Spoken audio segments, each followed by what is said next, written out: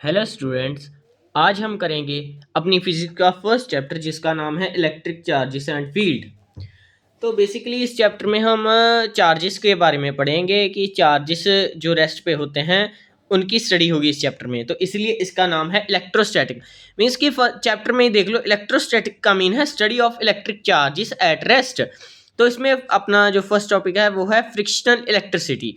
Frictional electricity, frictional का नाम सोचते आपके दिमाग में क्या आएगा? तो फ्रिक्शन का मतलब है किसी चीज़ का एक दूसरे से रब करना। रब करना ही हो रहा है ना। तो चलो अब डेफिनेशन पढ़ते हैं। The electricity develop on the object when they are rubbed with each other is called frictional electricity.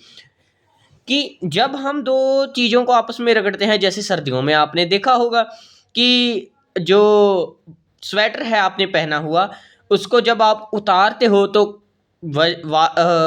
आती नहीं है एक कड़कड़ की कुछ आवाज़ आती है।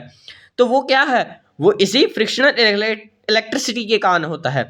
The electric charges so develop cannot move from one part two other part of the object, so frictional electricity is also called as static electricity और electrostatic। तो वो चार्जेस ना एक प्लेस से दूसरी प्लेस तक नहीं जा पाते, तो इसलिए उनको क्या कहते हैं? इलेक्ट्रोस्टैटिक। मतलब कि चार्जेस अपने रेस्ट पोजीशन पर है। तो आपको पता ही है कि there are two types of electric charges, एक पॉजिटिव चार्ज होता है और एक नेगेटिव चार्ज होता है। सो हम फ्रिक्शनल इलेक्ट्रिसिटी को एग्जांपल के तौर से समझते हैं। जैसे take a glass rod and rubbed it with a silk cloth. जैसे कि आप एक ग्लास रॉड को लेते हो और उसे सिल्क क्लॉथ से रब करते हो, और if another glass rod rubbed with the silk is brought near it, its two rods are found to repel each other. मतलब कि अगर आप एक रॉड को लो, उसे सिल्क क्लॉथ से रब करो, आपने रब किया, और दूसरी ही एक रॉड को सिल्क क्लॉथ से रब करो। अगर जब दोनों को रब कर लोगे तो उन दोनों क्लॉथ्स को ना एक दूसरे के पास लेकर आओगे, तो वो ना एक दूसरे को रिपेल करोगे। और मानो एक और एग्जांपल है कि आप जो कंघी करते हो, बाल कंघी करते हो ना, जब आप कंघी कर लो तो एक कागज के छोटे छोटे टुकड़े लेना। उस अगर आप कंघी को कागज के टुकड़ों के पास लेकर आओगे ना, तो वो एक दूसरे को अट्रैक्ट करेंगे। वो देखना एक दूसरे को ना अट्रैक्ट करेंगे। तो ये सब हो किसकी वजह से रहा है? फ्रिक्शनल इलेक्ट्रिसिटी की वजह, फ्रिक्शन की वजह से हो रहा है। तो ये आप ट्राई भी कर सकते हो घर पे। तो चलो, मानता हूँ कि आप सबको समझा गया। अगर नहीं समझा रहा है तो मैं आपको एक एग्जाम्पल दिखा देता हूँ। ये देखो, ये ग्लास रॉड है और ये सिल्क क्लॉथ है।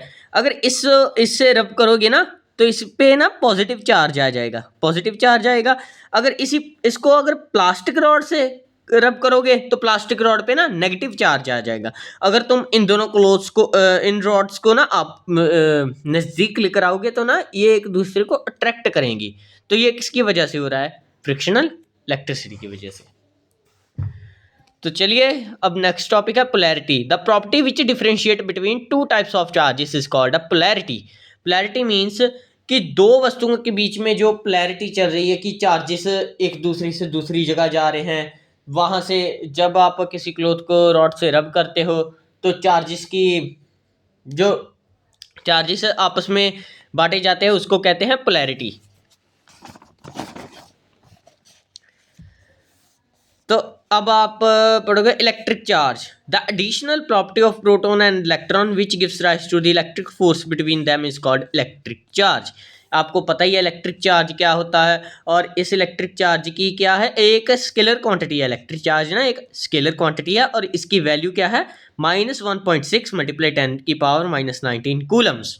ओके, तो अब बात करते हैं इलेक्ट्रोस्टैटिक इंडक्शन। इंडक्शन क्या होता है? आपने घर में इंडक्शन के बारे में सोचा ही होगा कि आप इलेक्ट्रिसिटी की मदद से कुकिंग करते हो। इंडक्शन क्या मतलब होता है? ये ऐसे ही, this temporary electrification of a conductor when a charge is brought near it, it called electrostatic induction.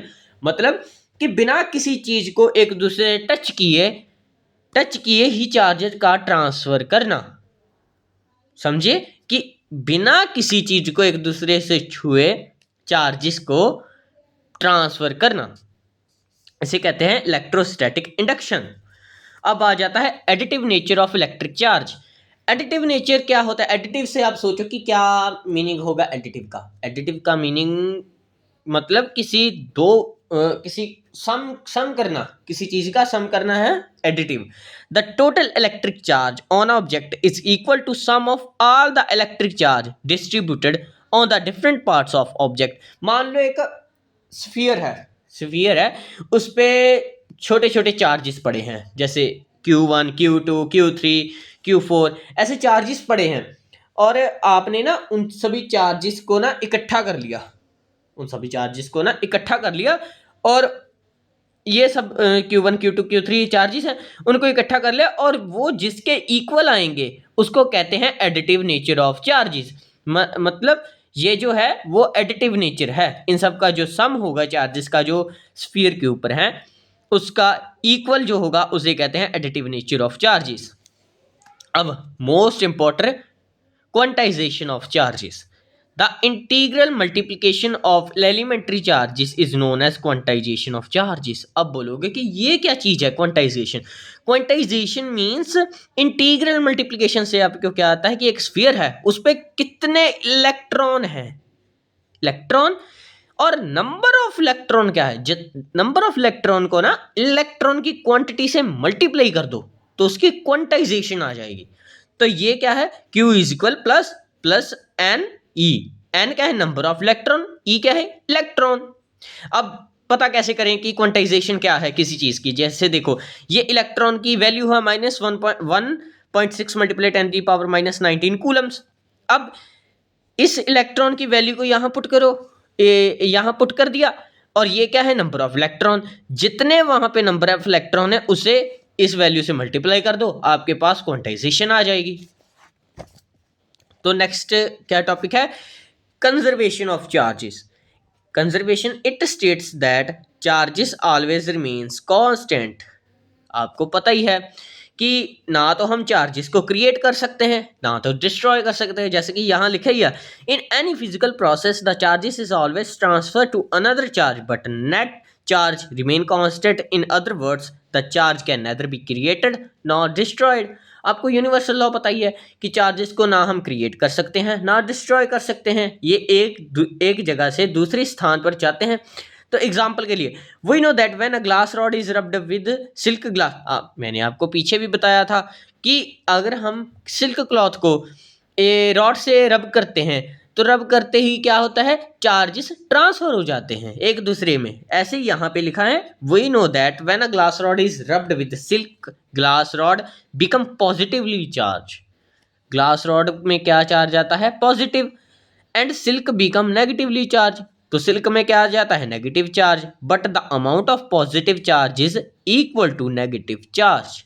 समझे बात को कि जितना रॉड पे पॉजिटिव चार्ज होगा उतना ही सिल्क पे नेगेटिव चार्ज भी होगा।